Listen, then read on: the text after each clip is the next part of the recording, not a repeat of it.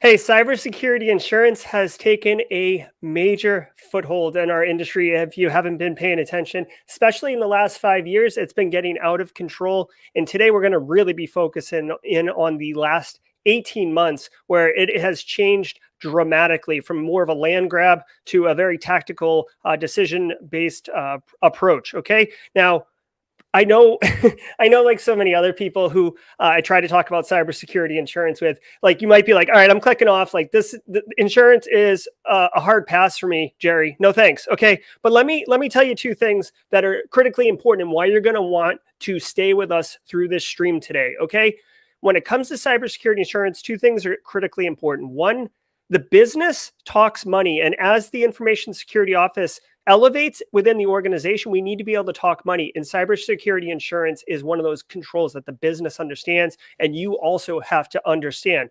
Also, it's not just being a nerd and doing actuarial tables and using like a calculator, okay? We're talking threat intel, we're talking dark web, OSINT. There's a range of skills and opportunities within the cybersecurity insurance space. And I want you to know about them. And we've got two experts today that are going to be bringing the heat, okay? Now, really quick, I want you to grab a drink, grab a notebook. We're going to be covering a lot of material, and I want you to be able to record it and stay refreshed and hydrated so you can stay fresh with us. Okay, so welcome to Simply Cyber, the YouTube channel designed to help you make and take a cybersecurity career further, faster. And on this channel, sometimes we do tech deep dives, labs, and sometimes we're talking to experts like John and Ken today to really round you out as a cybersecurity professional. Okay, so we really appreciate it. If you're watching on replay, thank you very much. You're really going to enjoy it. Drop some comments below. I do engage with them after the show. For those folks who are live with us, you got the best situation going because you can interact directly with John, Ken, and myself throughout the show. Drop comments if you want them to be a question to ask of our guests today. Drop a Q at the beginning of the question. It makes it easier for us to find the question and be able to get it to them for answering it right away. Now, if you do think you're watching this and you're like, this is going to be pretty good, I'm pretty excited about what's going on here, take a minute. If you think someone else in your network is going to enjoy it too, grab that share link and send it over to them, right? This is how networking works, sharing good ideas with like-minded professionals. So go ahead and share that up. Now, let me briefly introduce our two experts before we get into it. John Rote is the CISO at Rapid Ascent, okay? John's been practicing information security since 1999, before we called it information security. I think it was like called ComSec at that point, okay? He worked at AOL in an information security role. And if you don't know what AOL is because you're Gen Z or millennial, maybe, trust me, AOL was a big deal at one point, okay? And it was the biggest deal, actually. He's been on the blue side for decades. He's been on the show before talking about blue team defender stuff, SOC analyst type stuff. He's a wealth of knowledge, and he's going to be bringing expertise when it comes to the cybersecurity insurance game. Our other expert needs very little introduction because he's well-known, friend of the show, Ken Underhill, who is also the vice president of curriculum development at Rapid Ascent. He's a cybersecurity executive. He's got healthcare experience, offensive security experience, GRC experience. The man is a walking expert on anything cybersecurity, and I'm super pumped to bring him in here. So let's get them on stage in just a minute. All right, John and Ken, welcome to the show. How are you? Doing awesome. Thanks for having us, Jerry. Yes, Jerry. Thank you for having us again. Really appreciate it. Yeah, absolutely. And thanks for coming back. I hope your experience with the audience in chat and on the show was a positive experience where you guys came back and wanted to be guests again. So I sincerely appreciate that on behalf of myself and on behalf of the audience. So thank you very much for that. So let's just dive right in because I've already tried to sell cybersecurity insurance as a hot, sexy topic. But John, I'll give you the floor. Wade us into the waters of what is cybersecurity insurance, because we can't assume everybody knows everything about it. So let's set a primer and get this party started. Yeah, I would love to. So basically, cyber insurance, and it isn't evolving right now, and we'll discuss a little bit of that. But cyber insurance is pretty much like your auto, your home insurance, right? Their coverage to protect your company from risk. All right. So, the cyber risk and recover from attacks because they're not cheap. They are expensive. They're happening a lot. And basically,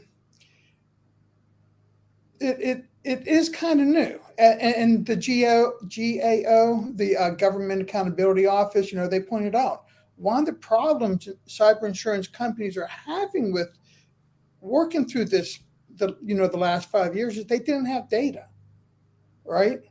Mm-hmm. So that's insurance companies use data to do their policies, their premiums, their rates, and they really haven't had the data. It's the last couple of years, like you said, the last 5 years have you really seen it taken off? And literally, there's been a 47%. No, I mean, companies in the U.S. 5 years ago, 26% of companies had cyber insurance to protect themselves from risk. It's now up to 47% at the beginning of this year. It's probably over 50% now. Yeah. But things are changing. Like I was saying, is it's the cyber companies or insurance companies are just figuring out how to do the rates, how to look at it as they get more data as things are occurring, right? Because our attack space, let's be serious, the number of attacks in the last 5 years, I think they're saying was gone up like 336% this year from 5 years ago. Your premiums haven't gone up that, thankfully, but that's always a possibility. And even the government's getting into it. There's cyber insurance stuff within the 2021 National Defense Authorization Act. There's cyber insurance stuff in there. They want to make sure that it can be available to all companies and across the United States. So cyber insurance really is just protecting your company from risk, just like you protect your house from a risk or your auto. But obviously, cyber insurance is different. So what does it, what does it protect? And it protects a lot, but not as much as you would think or hope. And that's changing as the attack space changes, right? So literally, it protects you from data breaches. So first party coverage, and we can talk about that. It protects you from recovering from a data breach, notifying your customers, providing credit monitoring. Most companies now use a rapid retainer where they'll bring in a Mandiant or Verizon or another company. Well, it helps pay for that because that's not cheap. And it also, No, I've heard Mandiant isn't, giving out coupon codes. Yeah. that would be nice. They are good though. I will admit they're pretty good. But your legal costs and some other costs. Yeah. And I've also heard the cost of lost revenue while your business is down. Sometimes the insurance will cover that as well. They will, and some, but you have to get prior approval before you even try this, is paying the cyber extortion fees. Mm-hmm. You're going to pay more for your premium to have that coverage, but always make sure you get the approval from your insurance company before doing that. Or they may not, and it's probably written in the contracts nowadays. And the other good one is third-party liability. A lot of people don't think about that, but if you get breached and you have, a company's data and that data gets taken, you're going to get sued. Let's be serious. So they're now adding, privacy claims and some other stuff into third-party liability coverage too. Yeah. Additional costs, obviously. That's why you always want to keep a good eye on on your third parties, right? Yeah, exactly. Put that in your terms and conditions. So, John, I want to go back to something you just mentioned a moment ago that a lot of people may be wondering. You said they're only getting around to figuring it out now because they haven't had the data. Right. Why haven't they had the data? Well, ransomware, it's not something that's been going on for 10, 20, 30 years, right? Let's be serious. Your cars, 1920s or whatever. I don't know when they started doing insurance on cars, but homes, probably even before then. So they were able to get a lot of data and determine, obviously for a car, you're going to charge more insurance for a Lamborghini than you are going to be for, a Yugo because, that Lamborghini goes a lot faster and costs a lot more, right? And so they're trying to do the data analytics and go, okay, what is costing more? How do I do these premiums based on industry? What the company does, right? If you have a really high-tech company that an advanced attacker would love to have your stuff, well, you're going to pay more than a company who, well, it's not tech, high tech. It's just, a bakery industry. So that's the other things they're looking at now is they have to look at that. Yeah. Because what do the threat actors want? What do you have? And they have to now take that into consideration because a more high tech, bigger company, you're going to pay more. Starting to look at a lot of different things now with the cyber insurance. Yeah, so that's really interesting. So, there's been this pivotal shift in the industry between, where now they have this data as you've called out, and now they're able to make more informed decisions, almost be more prudent or selective about who they write policies for. So, look, kind of putting the lens on the cybersecurity insurance companies instead of just thinking of them as just writing policies like, here you go, here you go, here you go. They have to make informed decisions. So one of the questions I had kind of pre-canned here for you, John and Ken, is, how are the security companies like monitoring and analyzing an organization's security posture? Like how do they make the assessment that, your company, John, gets a 2x premium, but mine gets a 4x premium for the same, basic policy? And that's an excellent question because it makes a difference, right?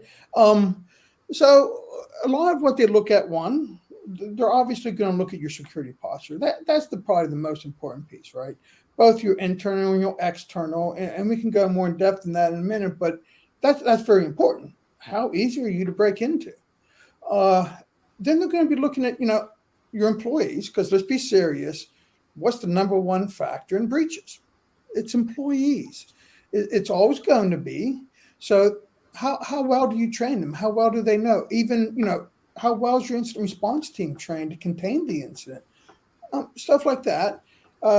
Incident response plans are getting to be very important. And I'll admit the NIST, they have pretty good guidelines on writing an incident response plan. I've always used that as one of my guidelines. Your backup and recovery, right? Your resiliency, your authentication methods. Do you require multi-factor on your email, especially if it's externally accessible? They're looking at that, how you prioritize risk, how you track your security metrics, any automation you're putting in place. Do you do risk assessment, pen testing, red teaming, things to find your risks? So that's a lot of what they're doing when their surveys, like you were talking about the surveys. A lot more is going to start focusing on that, but they also are using other companies. And I think that's another question you had coming down. But really, the other thing is the industry you're in. If you're in a high-tech industry versus you're in, the cooking industry, and I hate to use that, but yeah, there's probably some new inventions within cooking I'd love to have, but not like, in the medical field. Those are really, serious, changes. And John, just one thing I want to add real quick is, in addition to just industries, anytime there's a major breach, like how SolarWinds happened, Yep. A lot of actually organizations we work with on training, they've seen rates just explode, 5, 6, 10x sometimes on their premiums. And it's not because they're doing anything necessarily wrong, right? They may have a good, external scoring, as John mentioned, or even internal scoring. They might be following best practices, but simply because there's this breach in the news where it's a supply chain type breach, affects a lot of organizations, that increases risk for everybody. And so that also might affect some of your premiums, also your insurability, depending on, to John's point, of high tech versus grandma's bakery or whatever. It may affect your insurability as well. You may not get insurance. All of a sudden, your premiums, your policy's canceled. And you're like, we didn't do anything, right? We didn't do anything wrong. What's going on here? And that does happen, though, right? And we just all have to be mindful of that, where the better we can, John mentioned security posture, right? The better we can go back to those insurance companies, the brokers, and say, look, why are you punishing us, right? We're doing everything right. This is what we're doing. And because of this, let's just say SolarWinds, because of the SolarWinds attack, we're implementing these new things, right? These are the additional changes we're doing because of that. And this is what we're planning for, next 6 months, 12 months, whatever down the line. You have to be able to go back and show that. You don't want to be in a position where you're like, oh, please give us a premium. Please help us and get us insured. You want to be able to John's point there, to really show your security posture. And we're finding that there's a mixture of things going on right now. When a breach does happen, something major like that, especially around supply chain, a lot of companies take a hit either on premium or they lose insurance.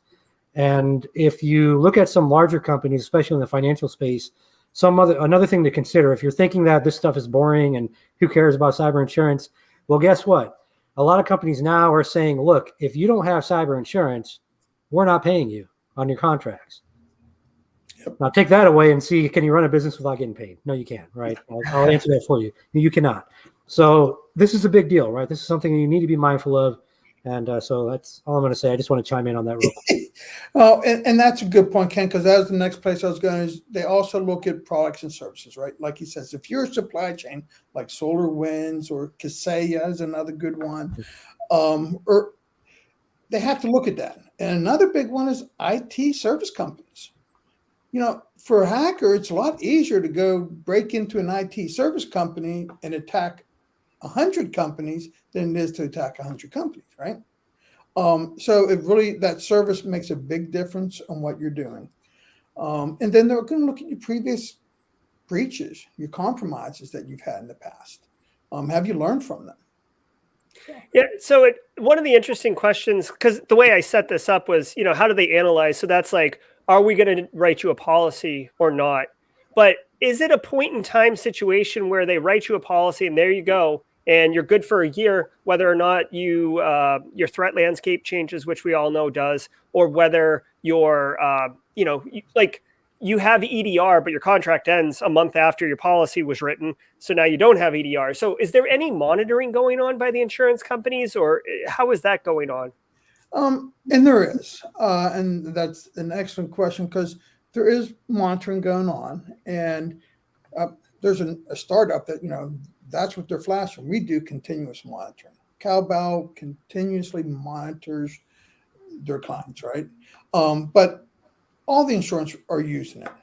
They are using security rating companies. And if you don't know what security rating companies are, they monitor your environment. And we can talk about that more, but insurance rating, security rating companies, threat intel companies. Hey, if I can get in, a contract with threat intel company and look at, company A, and all of a sudden, oh, look at that employee from company A, he's been compromised. His cookies and passwords are stolen for all these sites. Ouch, right? And there's other things that they do. And there's sinkholes. There's data collectors, Microsoft Shadow Server. If you've noticed, when Microsoft takes down command and controls, they take over it. So all of a sudden, if you have an infected machine in your environment, because a lot of people are like, how do they know my environment? How do they know one of my machines infected? Well, they take over the C2, your machine pings to it, they see who it's coming from. Team Cummery is another one who has data from all over the world, that from everyone I've seen, most of the security ratings use their data, because if the machine's infected or the machine's going to bad places, they have a tendency to see it. Yeah. Well, and can I change, or can I dig in a little bit there? Because this is a concept, and I fancy myself someone who really enjoys cybersecurity insurance. I'm definitely in the minority of that. But you just mentioned security ratings companies, right? Like, what is a security ratings company? Why does it matter? What are they doing, and how do they fit into this ecosystem that we're discussing? Yeah, and that's, they're kind of like an Experian or, a credit rating company. Mm-hmm. They do ratings of companies. And there's quite a few of them out there: Security Scorecard, BitSight, Risk Recon, UpGuard. I mean, that is a lot of startups are starting to do that. And even other companies that have been in the business for a while, they have the data. Why not start doing it, right? Mm-hmm. And basically, they monitor your network security, your DNS health, patching cadence. Well, how do they see the patching cadence? Well, If you have a vulnerability that's external and they're scanning you and it takes you 2 months to update it, they see it. So, they're able to see that. But also, when machines connect to the internet, a lot of that information goes. Hitting sinkholes, hitting other stuff, they can collect that information. IP reputation, security best practices. A good one, we talked about threat intel, right? Well, a lot of your security rating companies have contracts with threat intel companies. Why? Hacker chatter. If all of a sudden there's a chatter in a hacker forum that, someone's selling network access to company A and you're insuring them, Yeah, you want to know that, right? Yeah, that's a good point. Information leaks, data breaches, through attacks or insider threats or even accidental. State regulators, they actually monitor all the state regulator sites because most of them have to report when a company has lost data, whether it's an accident or it's an attack, right? And they're not just the state regulators, HIPAA. They also report, and you can see who has lost HIPAA data. So they monitor that, and if you have accidentally lost data, your score is going to go down. Yeah. That one's harder to come back from. Well, I mean, it sounds like, I feel like in our industry, when we're talking about impact, right? Like whenever we're trying to qualify that impact during a risk score, reputational damage or reputation damage is kind of like that one category that we talk about. And I feel like a lot of people are flippant about it. Like, look at Target. They have a major breach and their stock price comes right back 3 months later. So what is reputational harm actually? Like, hospital has a breach, I'm still going to go get my surgery there. What's the actual reputational harm? It sounds like what you're saying is there is legitimate reputational harm impact that can result from, getting a bad score essentially from these rating companies. A lot of your more mature companies now are actually using their rating scores as ROIs, return on investment. You go into, say, you're competing for this customer with 3 other companies, and you actually monitor, and you can, these other 3 companies' scores. You're in the mid 90s, they're in the low 80s, 70s. You throw it down. You're going to win that contract. Unless you're really hurting somewhere else, you will win that contract. So these security ratings are becoming return on investments, and you can quickly earn your money back if you are, you're a company who really relies on getting customers. But there's other things you can do with it, right? Oh, I'm going to purchase a company. Let me check their score. What am I buying? Before I hook them up to my network, I have to make sure that I'm not going to get compromised.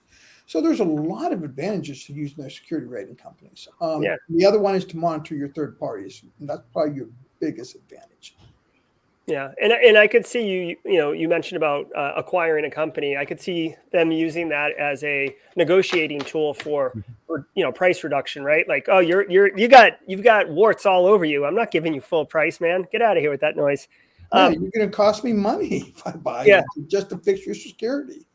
Yeah. So John, I don't want to pivot too far away from the conversation, but you mentioned these security rating companies that are like growing out of like the woodwork, right? You said that there's a bunch of them. You listed a few. So for some people in the audience and for myself, I mean, is this like a burgeoning industry for practitioners? Like, are they hiring security professionals? Or like, are they hiring pen testers? Like, what is the work? Or maybe it's not even cybersecurity work and it's just a company that provides a cybersecurity score. At first, it was pretty much just they would go get data from other places. But now that the competition is really starting to get pretty tough out there, and I know a couple other companies are about ready to get in the mix, and I like those other companies. They're pretty good. So they are starting to hire folks. The rating companies are starting to hire folks to really dig in, because it's you just don't need to know that, it has this vulnerability. What's the potential impact of the company, right? Like the host headers. That kills a bunch of companies. Okay, that's bad, but I'm more concerned about this SQL injection vulnerability over here than I am that, right? So they need to have cyber folks to also do that, to determine the impact of risks that are associated with what they're finding on these company security postures. So you have to have that as a minimum, but a lot of companies are starting to do their own work also. And I'd mentioned Cowboy earlier. Yes, they do their own scanning and checking security postures and stuff like that. Excuse me. So I do. They are starting to hire more and more as the competition gets, for the out there gets more.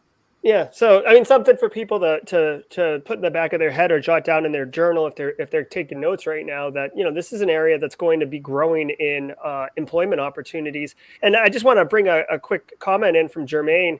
He brings up a great point that, these scores that we're talking about, small businesses probably won't really have a score. Large enterprises like Walmart, I mean, what do they care? Like, like Amazon, like they've got us. They've got us. It's really this mid-tier that's probably going to feel the heat from getting a bad score. And I really feel that that's a good observation by Jermaine. No, it is, and larger companies, think of it this way, right? Larger companies, your Walmarts, your Targets. I mean, they've been branding. Coca-Cola, it's been branding for years and years and years. It would take a huge amount of something to really make a dent in that, right? Even with a large fine, they can absorb that cost usually. So I fully agree with that, Jermaine. Small to mid-size, that's where you're going to see the biggest impact, especially in healthcare. If you're a small hospital, you may get hit really, really bad with something. And usually reputation damage with healthcare, it's usually the 2 to 5 year range. So you don't see it initially, but then once all the lawsuits and all that fun stuff starts coming, then you start seeing the loss of trust. And if there's another hospital available, people start going to that one instead. And that can, one hospital may end up buying another. If it's a small town, you're kind of limited on your choices. Like either go here, or you die. So you don't really have a choice there. So it does happen, right? It does happen, but it doesn't mean that these large companies are invincible, right? It doesn't mean that their premiums wouldn't go up exponentially because of something like this. So yeah, reputation-wise, maybe they survive, but maybe their premium goes up a 10x because of something going on. I want to back up real quick on something John mentioned on the scoring. So a lot of these are external scoring, right? Many of them do external scoring where they're just assessing different vulnerabilities. The key with that is they may find something that you've already fixed. And we've seen that with some of our training. They may find something, you get dinged for it. And that's where it's important, again, to what we talked about earlier, your security posture, being able to communicate that and say, look, we already knew about this a month ago. We fixed it. We pulled that server offline or whatever. That's already fixed. Here you go. We're good to go. And then you can get a lot faster turnaround usually on either reducing premium or getting insurance again or whatever the thing is. But just wanted to surface that as well, is that it's so important and critical to focus on that security posturing and being able to communicate that effectively to these insurance companies and brokers. Yeah, it's a great point. And, the other thing companies need to look at first, because, at first, a lot of companies are defensive on these security ratings. Because at first, when they came out, they were more of coming at you, making it look like you had to use them or you're going to, they're not doing that anymore. And use them because they help you understand your digital footprint. Oh, this IP over here says it belongs to company A. Company A hasn't used it in 3 or 4 years.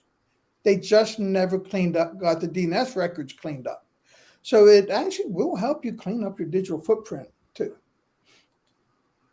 Yeah, absolutely. And it is funny how important, to both of your points, it's important to have a continuous monitoring and like a cybersecurity program, right? Versus kind of the old style of thinking where it might be a partial responsibility of someone in IT, and maybe you just do the minimum at the point in time that they need it, some questionnaire responded to, and then you go back and there's no real program versus what Ken was mentioning, where when something comes in, if you're like living, breathing the program, you can be like, that. No, we've taken care of that. Or we have compensating controls that you're not even accounting for. Like that's not a true finding, if you will. So I definitely think those are all really good points. Well, and I want to point on that continuous monitoring you said there, Jerry. I really do believe that cyber insurance companies are going to make their premiums and their coverage be continuously changeable, because they have to. If, all of a sudden they see that this company's rating scores are going down like this, they have to have the ability to either raise their premiums, what are you guys doing? Or drop them if they have to. So I do think you'll see how they're doing the premiums changes, because the computer technology, it's not like your houses haven't, they've changed over the last couple hundred years, but not like technology has. There's something new coming out every day. So I think it's really hard for these cyber insurance companies. Yeah.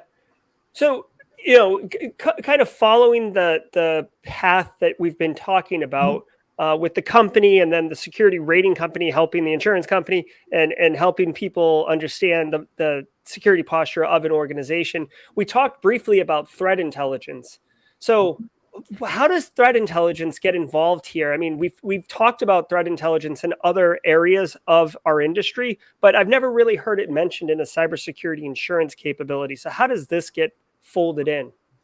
I have to admit, Jerry, I didn't think about it either until I was looking at one company in the threat intel platform I use, and it's like, oh.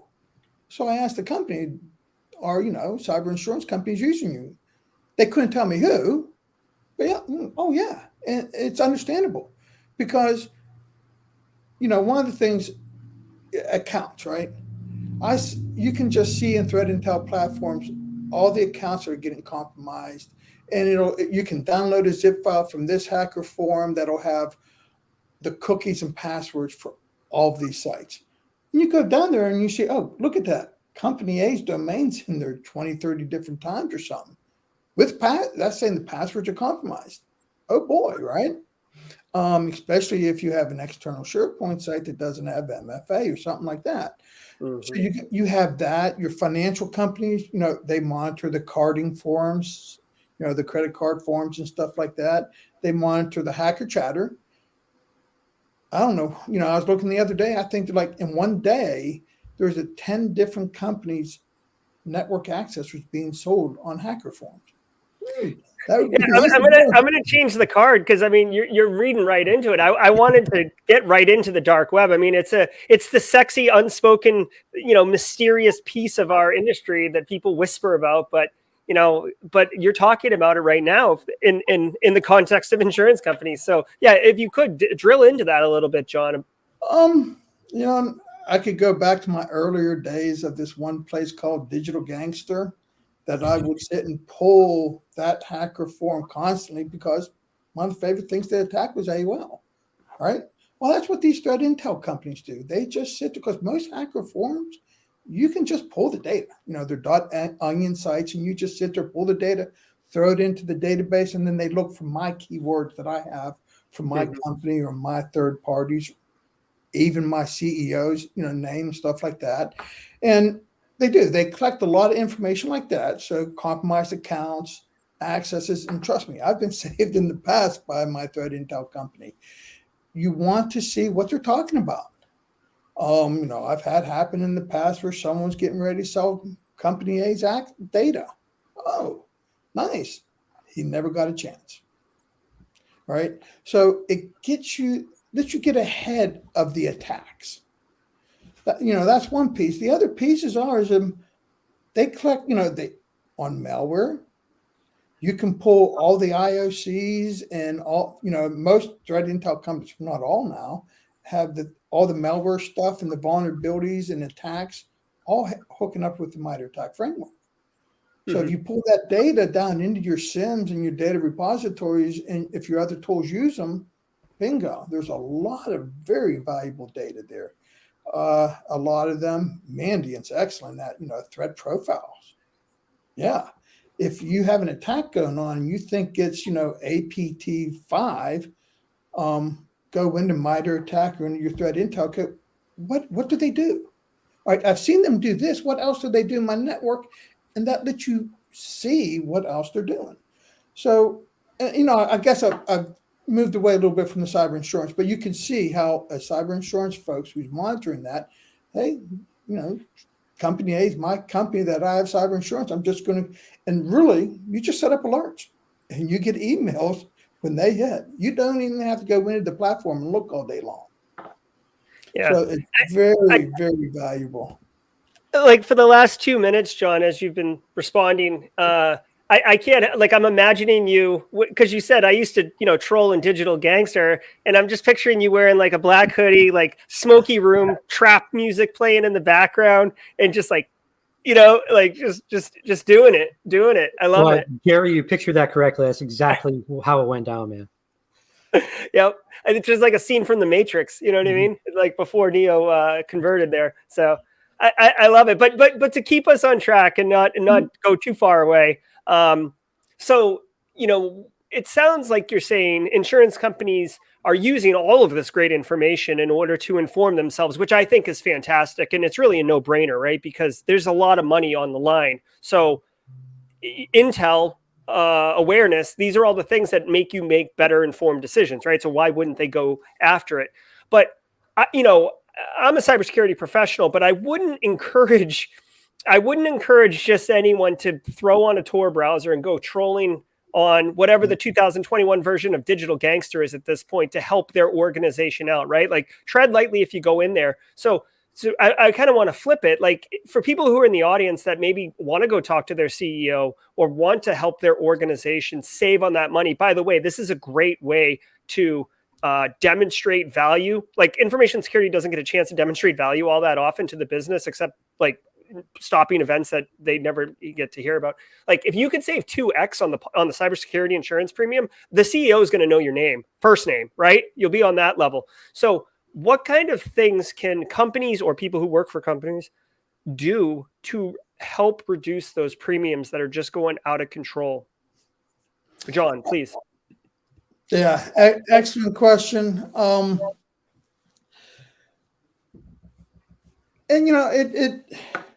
it's going to depend on the maturity of the company, the size of the company, right?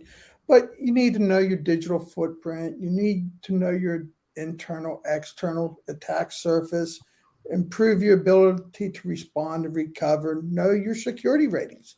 Your CISO is going to want to see those.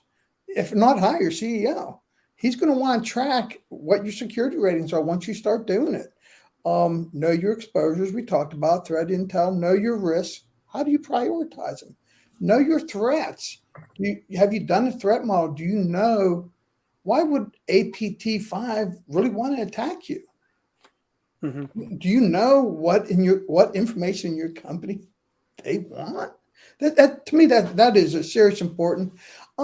But from a cyber insurance point, the last piece is know how to submit your information to the insurance company. You have to be very careful how you submit and how you respond. Only provide them what they're asking for unless you're 100% certain it's going to really help you. Yeah. Because the more you provide, the more questions they're going to have. Oh yeah. Just like an auditor or investigator, you don't want to give them too much, just the bare minimum. The other thing I'll say on that, just as part of the submission, you have to understand that typically like the individuals you're dealing with at the insurance company or the broker or whatever, most of them are not going to be cyber. Let's just be realistic right here, right? They're not going to be typically cyber. And when you're speaking to certain individuals, just like anything else, even like with children, lots of like pretty pictures and things like that work very well. So graphics, things that are easy for them to digest. Do not pull up some 900-page spreadsheet and like, oh, look at all the. That's not going to work. They're going to be like, no insurance for you. Just show them a couple of pretty things and say this is this and explain it well, and then they may still come back with their cyber experts and say, hey, we want to take a deeper dive, and that's fine, cool.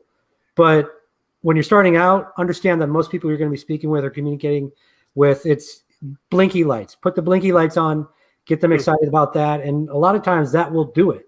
They'll be like, oh, okay, that makes sense. Great job, Jerry. That makes perfect sense.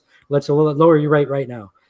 Sometimes they will want to do a little more, deep dive, but typically blinky lights this is a good time of blinky lights, not with all the vendors out there. This is a good time for blinky. I was just about to say, this is why Knox and SOX have huge display walls, right? No analyst is looking at the big display wall to do their job. The donut charts don't tell me like where the attacker came in, right? That is all just eye candy for leadership to walk someone by and show them how beautiful the security is. So, and the other thing to point out on this, Jerry, is you can bring companies in to help you do this, but what happens 2 months down the road? So to me, we do train and teach folks how to do all this and how to monitor their environment. So, that workforce, that company, a month down the road, when all of a sudden there's this new a Telerik vulnerability, they know what to do, right? They know how to monitor it and see when it comes out and what to do. That is where you may get your insurance to reduce at first because, I've jumped my ratings.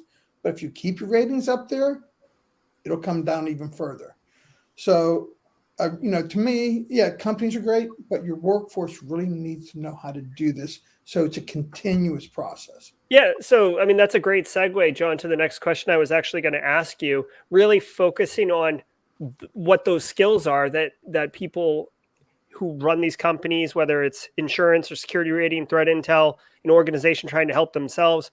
What are the skills? What are the career paths for folks wanting to work in these spaces, and how do they get it? Well, that's a good question. There's a lot of different career paths in cyber, right? So we already talked about the career paths for security rating companies as this continues to grow. Your threat intel companies, trust me, they are some seriously cyber knowledge folks. That is an excellent career path to get into this. They really do know their stuff. Now, if you want to, do the security rating stuff, do the threat intel and other things like that, pen testing, red teaming, even the less glamorous stuff, right? Doing the auditing, doing the threat assessments, risk assessments. That may not be as glamorous, but for some folks, but that is a very important skill to have. Yeah, and it's definitely the path to CISO, I would argue too, like understanding how to assess the security posture, right? If you're going to build a program, you need to be able to understand the health of that program, where the gaps are in that program. Kind of bring it all full circle. Simply Cyber is like secretly becoming like the GRC champion of the cybersecurity space, for better or worse. So you're lining it up perfectly, John. Yeah, and just one other thing I'll add there is for those that are more entry level watching this right now and saying, well, threat intel, that's going to take a lot, John. My goodness. GRC, right? GRC is a good route in. Auditing is a good route in to, these companies, they need people that can assess risk, right? So if you can go in and you can effectively assess risk, you can work with these insurance and brokers and get your start in the industry. And it's a great way to start, to understand the risks from there. Then you can build the technical skills. People often try to do I want to be a pen tester. That's great. But that's a journey. That's going to take a lot of hard work. Whereas you could focus on maybe a GRC role, get your feet wet, see how things kind of operate at the enterprise level, and then move and then make a decision which route you want to go as far as a long-term career outside of that, or stay in GRC, be a GRC lover like Jerry is. Yeah, absolutely. And, so go ahead, John. Well, I was just going to say I do agree with Ken on that, but from a threat intel perspective, a lot of people think threat intel is just so technical. There is a lot of non-technical areas within threat intel. The best threat intel person I ever had never done it when I hired her. She was unbelievable. So understand there is non-technical to get in the door in some areas. Yeah, you can't, it's really hard to start off as a threat hunter, right? You really need to be technical.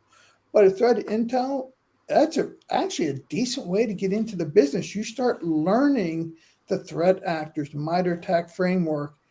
You'd be surprised how nice a threat intel entry level is. Pretty nice. Yeah, absolutely. And MITRE ATT&CK is absolutely a gift to the community, and something that all practitioners should really be familiar with because of just the real value it provides and kind of helping you shape what your program should look like. So We're going to turn it around a little bit here and do some audience questions. We've got a couple that came in, but while we're doing it, I want to do our raffle compliments of Josh Mason and his group over at Cyber Supply Drop.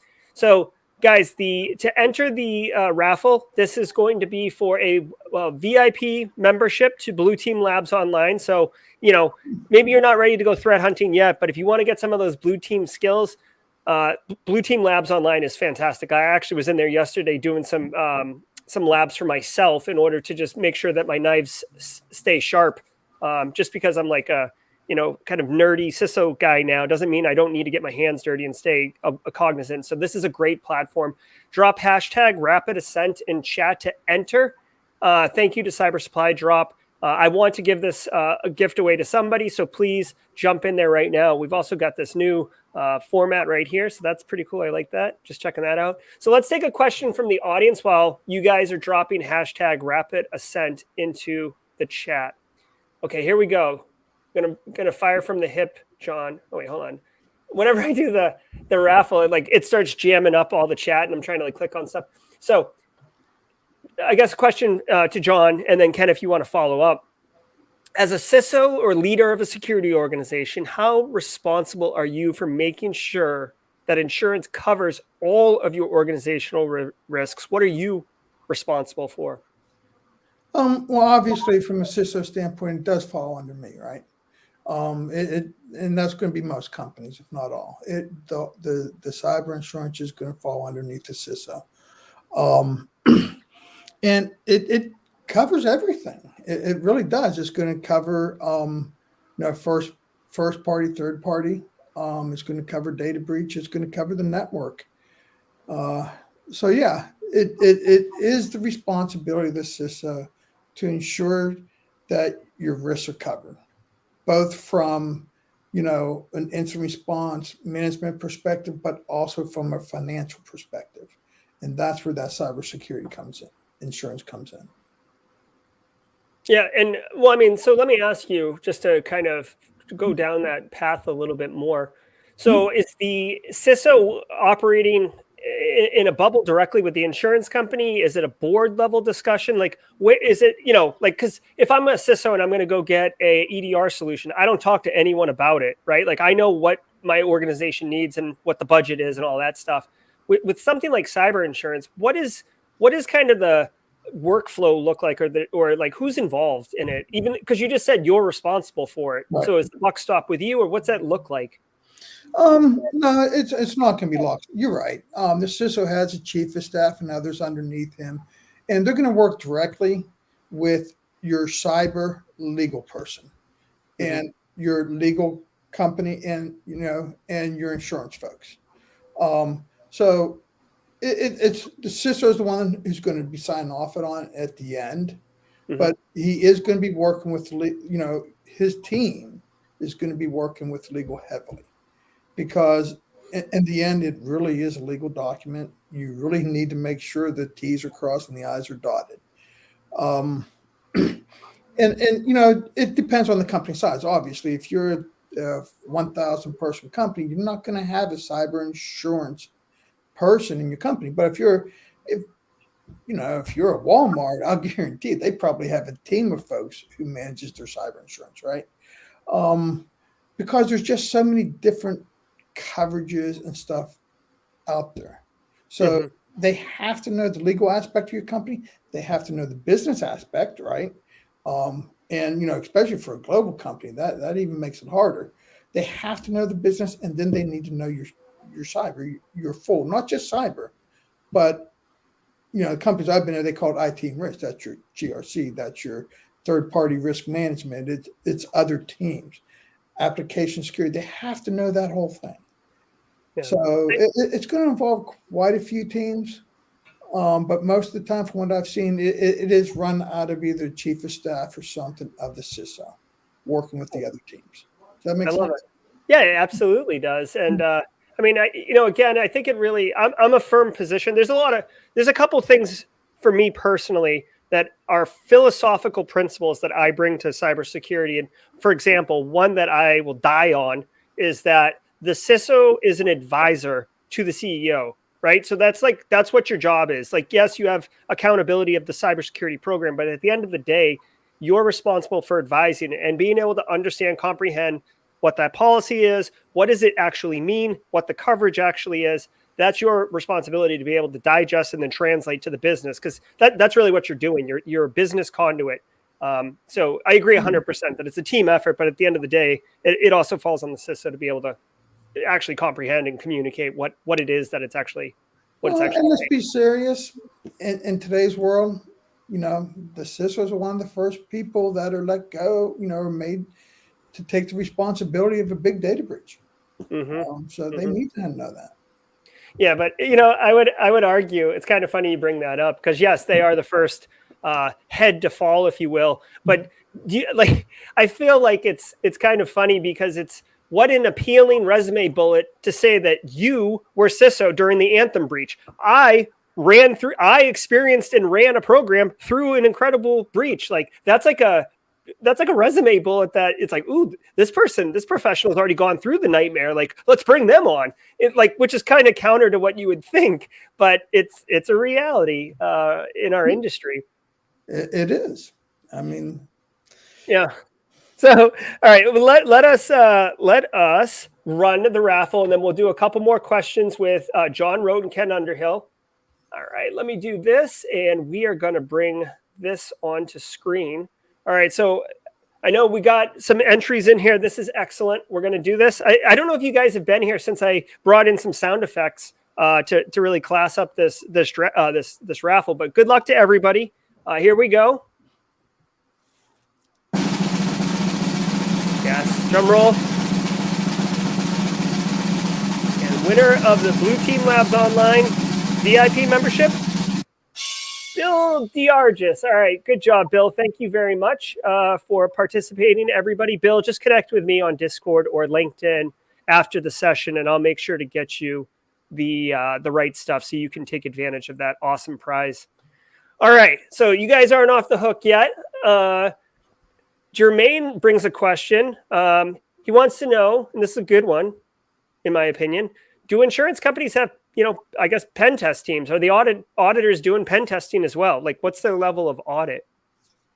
They're going to have audit teams because they're the ones that are going to do the surveys and ask the questions of the companies. Your audit team's not going to do the pen testing, but we are starting to see cyber insurance bring in their own pen testers.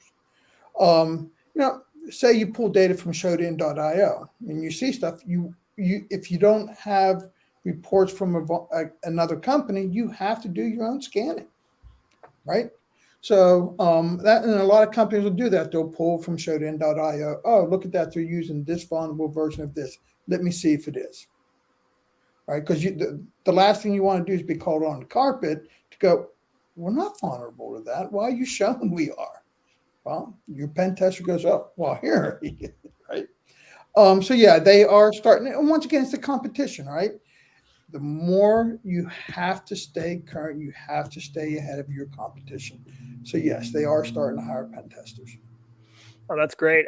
It's great because I've often felt that, like, pen testing, I always say, like, oh, there's a ton more GRC and SOC jobs, blue jobs, than red jobs, because red is kind of a niche skill and most organizations don't have it themselves. There's usually pen testing companies that will, hire out their services. And it's great to hear that skill is expanding into, areas like insurance companies where they'll have on staff pen testers and that type of work. I really like that. One thing I wanted to go back, I took a note here, John, because selfishly and personally, I want to take action on this tomorrow for my day job. You mentioned, like I said, what can companies do to help themselves? You listed out a list of great ideas and suggestions, but one you said was go get your own security rating. Go figure out what your security rating is for your company. How do I do that? Well, and this, the companies use it to entice you in. But if you do go to Security Scorecard, you can create a free account and you can see your company security rating. Interesting. Can I go to Security Scorecard and say I work for IBM or like a victim organization, a target, like for OSINT work? We cannot condone that, Jerry, but Okay. you can do as you wish. The one thing I'm that, terrible. Yeah. with the free accounts, one thing to keep in mind is, like any free account, you're limited on a lot of things that you can see, but it does give you a quick, hey, here's kind of how we are, rough draft, so to speak, and from there, then you can decide if it makes sense with these different places that do it. Security scorecard's one. There's many of them out there, like John said, but from there you can decide if it's fiscally responsible to invest in it. Yeah. Well, and I'd also argue too that like no individual is going to go after this service, right? It's a business service, and if you're going to be merging, acquiring, working with another company, like I don't know what the price model is, but I'm sure it's reasonable for for an organization to get that kind of intel, right? I would assume. It's not, I won't call it reasonable. It's not cheap. You're going to be looking at six figures probably. But if you're a big company, and it's obviously what you're looking at, they have different levels, right? So a big company who has like 100 different or 200 third parties that they're going to monitor the third parties also, it's going to be worth it. But if you're a smaller company, you're going to obviously take on less, right? So you just have to look, because you can go in there and actually get the security rating of five other companies. You only get to see the rating, though. You don't get to see why. With your company, you will get to see why you have that rating. Oh, that is valuable and really good to know. Kind of give you a third party, independent kind of opinion on how you're being perceived and what your external risk posture looks like. But think about it: if I'm a threat actor, pay $100,000 to buy an enterprise level 1 where I can see hundreds of companies' security ratings, and I can drop one and add another one. It would be nice to know what companies have the real lower security ratings, because I may just want to target them. You know what I mean? So I can see someone doing that. Well, that's why you got to layer your security defenses, right? You got to have that dark web threat intel and all these other things. But I'm not even an offensive security person. That's Ken, and like my mind went straight to like, okay, like let's leverage this service. So, well, one of the things I've always tried to teach my employees, and now there are students, is I like to try to get myself in a hacker's mindset. What would I do if I get into a company? Where am I going next? If you can start thinking like that, don't become one, but to have a hacker's mindset and to think, outside the box like that, it puts you ahead of everyone else. I love it. Well, we're kind of ramping on time, so let me give you guys an opportunity to kind of final thoughts, final words. Ken, we'll start with you. If you've got some final thoughts for the audience around this topic, and really appreciate you being with us today, Ken. The floor is yours. Yeah, absolutely. So just, what we've been talking about through much of this stream, right? Focus on your security posture, focus on how you can communicate that, and just understand that it's always going to evolve. There's always going to be something found externally or even internally by these different brokers and insurance companies. And if you can communicate that effectively, you'll be ahead of the game. You'll be ahead of other companies. Yeah, great point. I mean, it's so true. It's like an axiomatic fact. John, final thoughts for the audience today? Yeah, my final thoughts are, it's the other reason, especially Jerry, when you say the last 18 months, what's occurred in the last 18 months? And Gallagher, one of the top insurance brokers, are like, exploiting the remote the workforce. That has been the leading cause of the big increase in ransomware, right? So the remote workforce, it's not going away. So that is definitely impacting cyber insurance also. And they're really predicting most companies' cyber insurance by the end of the year will have gone up 20 to 50%. And that's most companies. So it is getting important, and it's getting costly. The medium-sized companies are the ones that are getting hit the worst for the price. But they're also ones, how can you pay a big premium if it puts you at a loss. You don't want to have loss. You always want to be in the green, right? So that's one of the problems that is occurring. The remote workforce is definitely driving some of this. So we just have to be aware of that. Yeah, digital transformation has been, that was the buzzword going into 2020 already. And, I think people were looking for 5-year plans, and instead they got, 6-month plans and really, really hand jam that down into their face.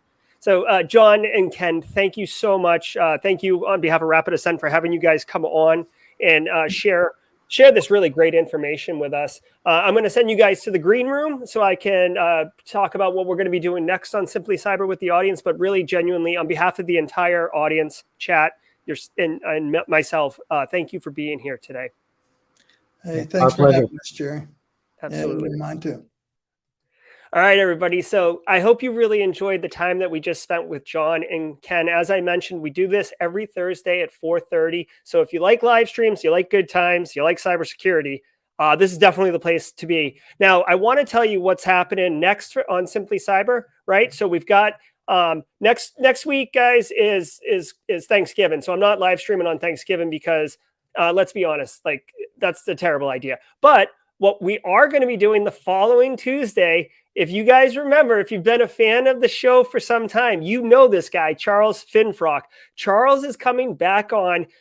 Like, I'm not even going to set an agenda with Charles this time around. It's fireside chat. We're going to let chat drive the entire conversation. We're going to have a good time. I'm super pumped. And we're going to be keeping it real with Charles Finfrock. So please join us on the 2nd of December at 4:30 p.m. It'll be on all the socials, and you can find it on Simply Cyber's YouTube channel.